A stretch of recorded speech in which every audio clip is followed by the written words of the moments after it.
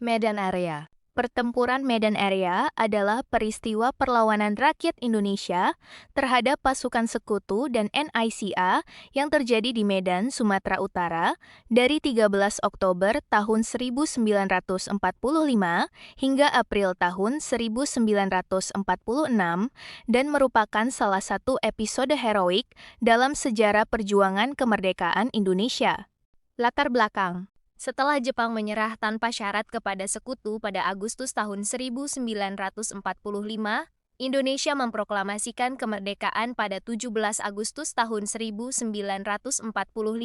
Namun berita kemerdekaan baru sampai di Medan pada 27 Agustus tahun 1945 karena sulitnya komunikasi dan sensor ketat oleh tentara Jepang. Pada 9 Oktober tahun 1945, pasukan sekutu yang dipimpin oleh Brigadir Jenderal T.I.D. Kelly mendarat di Medan dengan alasan untuk membebaskan tawanan perang dan melucuti senjata tentara Jepang. Namun, bersama mereka juga datang pasukan Belanda yang tergabung dalam NICA, yang sebenarnya bertujuan untuk mengambil alih pemerintahan Indonesia. Pemicu pertempuran.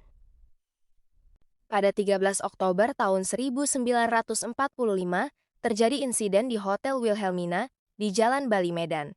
Seorang tentara NICA merampas dan menginjak-injak lencana merah putih yang dipakai oleh seorang pemuda Indonesia. Tindakan penghinaan terhadap simbol negara ini mengundang kemarahan para pemuda dan memicu pertempuran pertama antara pemuda dan pasukan sekutu serta NICA. Kronologi pertempuran. 13 Oktober tahun 1945, pemicu utama. Pertempuran meletus setelah tentara NICA menghina lencana merah putih milik pemuda Indonesia di Hotel Wilhelmina, Medan. Insiden ini memicu perlawanan besar-besaran rakyat terhadap pasukan sekutu dan NICA. 1 Desember tahun 1945, tentara untuk wilayah sekutu memasang papan fix bertuliskan Boundaries Medan Area di pinggiran kota menandai kekuasaan mereka. Sejak saat itu, istilah Medan Area menjadi terkenal dan melekat pada peristiwa perjuangan ini. April 1946, pasukan sekutu dan berhasil NICA menduduki kota Medan, memaksa pusat perjuangan rakyat dipindahkan ke Pematang Siantar. Meskipun kota jatuh ke musuh, tangan perlawanan gerilya tetap berlanjut di wilayah sekitar.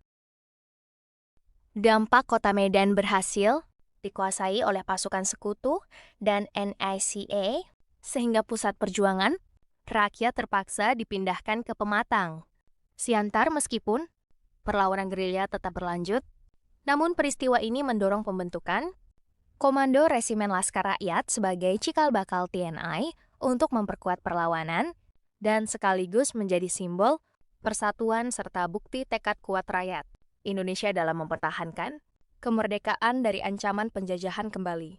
Tokoh Achmad Tahir, Abdul Karim MS, Brigadir Jenderal T.I.D. Kelly.